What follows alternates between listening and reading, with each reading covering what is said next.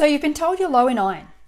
What can you do about it? I went to a health seminar about thyroid issues and autoimmune issues and hormonal imbalances and how you can recover from them, fixing the root cause problems. And this would have been this time last year. And this gentleman flew all the way from the US to do this interview, to do this seminar. And I only went to one day. It was a 3-day seminar. And anyway, in this seminar, I learned some very interesting things about iron. Now, apparently, there are several ways to test iron, and the one that doctors use is to test your blood, right?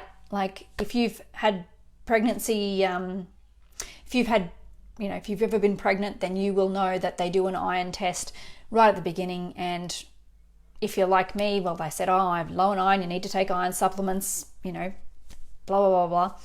But apparently, iron can get stored in your flesh, in your tissue, and that is very difficult to test for. And so they just rely on testing in your blood. Now, the problem with that is that apparently he was saying that, one, iron increases in your tissue when you eat a lot of sugar or you're exposed to taking vitamin D supplements as well. It can actually store in your tissues. So why is this a problem? Because iron is recycled in your body. 95% of the iron in your system gets recycled.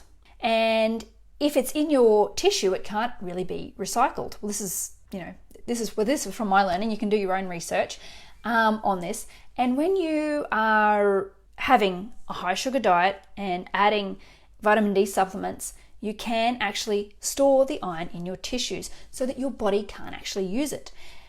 And so what we do is we add more. Okay, so we take it through, I've got friends who have iron infusions, and even I've been on iron supplements. And naturally, your body's iron increases over time. So as you get older, it's the more iron you have in your body.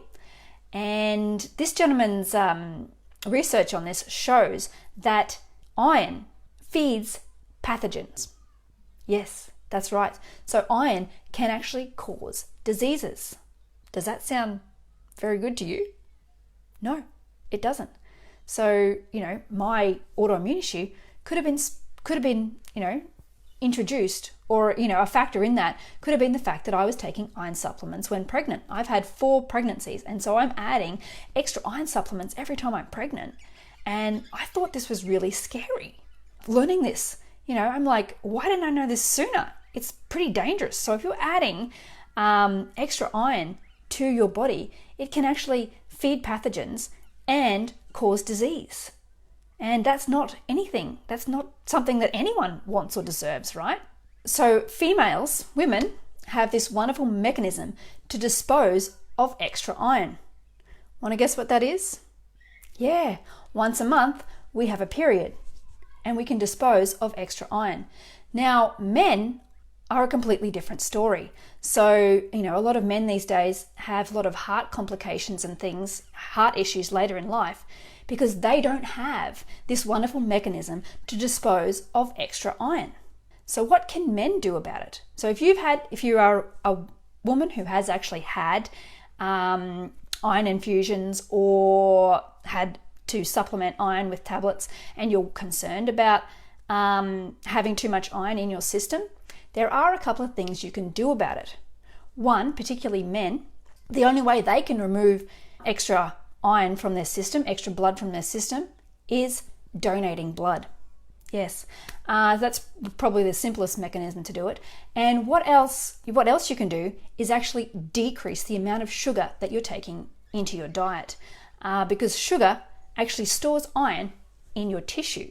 So instead of it circulating through your blood and your blood being able to recycle that iron, which it does, it recycles 95% of the iron in your system, so you need to release that from your tissue. Now, there's a couple of ways you can do that. The simplest way is simply reducing the amount of sugar that you have in your diet.